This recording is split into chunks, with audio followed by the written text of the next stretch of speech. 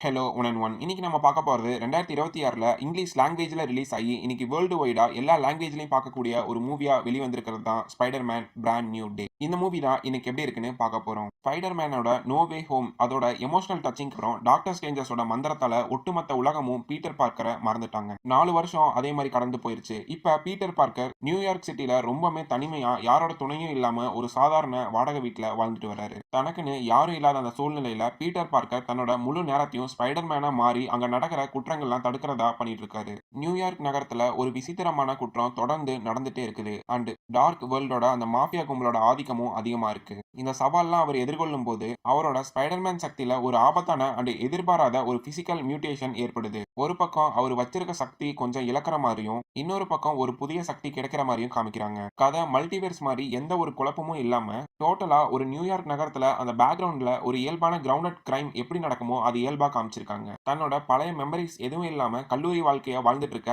MJ and net இவங்க 2 பேத்தையும் Peter மறுபடியும் சந்திக்கும் போது அந்த கதையோட சுவாரஸ்யமும் எமோஷனலும் கதையை கொஞ்சம் டைரக்ஷன் மாத்தி எடுத்துட்டு போகுது. தன்னோட உடல்ல நடக்கிற அந்த பிசிக்கல் மியூட்டேஷனை அவர் எப்படி ஹேண்டில் பண்றாரு, அது கூடவே சேர்ந்து இந்த நியூயார்க் நகரத்தில் நடக்கிற பிரச்சனையும் அவர் எப்படி சமாளிக்கிறாரு, இந்த பிரச்சனைகளுக்கு நடுவுல அவரோட பழைய ஃப்ரெண்டுகளை மீட் பண்ணாங்களா இல்லையா, பழைய மெமரிஸ்லாம் அவங்களுக்கு திரும்ப கிடைச்சதா இல்லையா அப்படிங்கறத நோக்கி மீதி கதை பயணமாகுது. இந்த கதையை இன்னும் டீட்டெயிலா பாக்குறதுக்கு முன்னாடி நம்ம சேனலை சப்ஸ்கிரைப் பண்ணி வச்சுக்கங்க. அப்பதான் இந்த மாதிரி மூவியோட அப்டேட் அண்ட் ரிவ்யூலாம் உங்ககிட்ட கம்மியான டைம்ல என்னால் டெய்லி கொண்டு வந்து சேர்க்க முடியும். படத்தோட பாசிட்டிவ்னு பார்க்கும்போது டாம் ஹாலண்ட் ஸ்பைடர்மேனா இதுவரைக்கும் இல்லாத ஒரு அளவுக்கு ஒரு மெச்சூரான ஆக்டிங்க கொடுத்திருக்காரு. அந்த ஒரு ஸ்ட்ராங்கான ஸ்கிரீன் பிரசன்ஸ் அவர்கிட்ட இருக்கு. தனிமையா இருக்க வழி, நண்பர்கள் இழந்த அந்த ஏக்கம், தவிப்புன்னு எல்லாத்தையும் அவரோட கண்களாலே எமோஷனலா கொண்டு வராரு. படத்துல எம்ஜே அண்ட் நெட் இவங்க 2 பேரும் படத்துல தனக்கு கொடுக்கப்பட்ட ரோலை ரொம்ப சிறப்பா பண்ணியிருக்காங்க. படத்துல பிராங்க் அண்ட் ஹல்க் இவங்க வர சீன்ஸ் படத்துக்கு ரொம்ப பெரிய பிளஸ்ஸா அமைஞ்சிருக்கு. டைரக்டர் டெஸ்டின் அந்த கேரக்டரோட எமோஷனல் ஆழத்தை ரொம்ப கரெக்டா பேலன்ஸ் பண்ணி எடுத்துட்டு வந்திருக்காரு. கிறிஸ் மெக்கனா அண்ட் எரிக் இவங்க இல்லாம ஒரு மல்டிவர்ஸ் குழப்பத்தை ஏற்படுத்தாம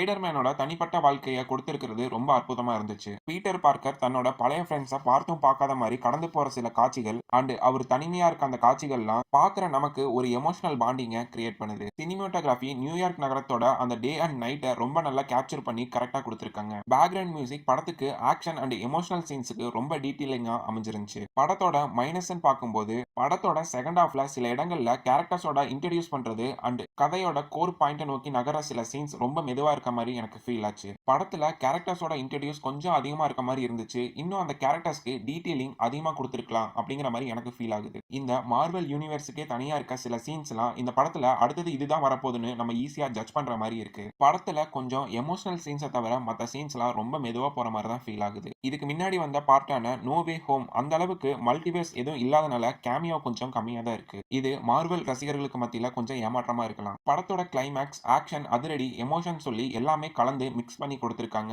அண்ட் அடுத்த பார்ட்டுக்கான ஒரு லீடிங்கும் வச்சிருக்காங்க. இந்த படத்தோட ரன் டைம் 2 hours 25 minutes கிட்ட இருக்கு. அண்ட் இந்த மூவி யாருக்கு செட் ஆகும்னா, நீங்க ஒரு மார்வல் ஃபேனா இருந்தாலும், ஸ்பைடர்மேன் ஃபேனா இருந்தாலும், நார்மலான ஒரு ஆடியன்ஸா இருந்தாலும் நீங்க இந்த படத்தை கண்டிப்பா ஒரு டைம் பார்க்கலாம். இந்த படத்துக்கு நான் தர ரேட்டிங் 5க்கு 3.9. அண்ட் லைக் பண்ணுங்க, ஷேர் பண்ணுங்க. அடுத்த ரிவ்யூல சந்திப்போம். அன்டில் தென் கீப் வாட்சிங், கீப் சில்.